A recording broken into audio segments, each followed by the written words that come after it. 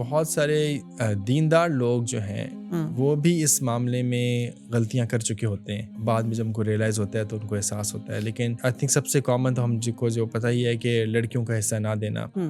یہ تو مختلف شیپس اینڈ فارمز میں نظر آتا ہے ہمیں. پھر ایک اور کامن سینیریو یہ ہوتا ہے کہ ایک کوئی ڈومینیٹنگ بندہ ہوگا فیملی میں جو ہو سکتا ہے اس پراپرٹی کے زیادہ قریب ہو, تو وہ پراپرٹی اپنے پاس قبض کر لے گا. ایک یہ پریکٹس نظر آتی ہے بہت زیادہ کہ بھئی باقی تھوڑا سا ڈسٹنٹ ہیں تو دوسرے نے موقع اٹھا کے اپنے پاس ہی سب کچھ رکھ لیا. پھر ایک ہمیں یہ بھی نظر آتا ہے کہ مطلب کہ کچھ لوگوں کو ڈسٹریبیوشن سے پہلے ہی کمپیل کیا جاتا ہے کہ اپنے حصے کو فارگیو کر دیں.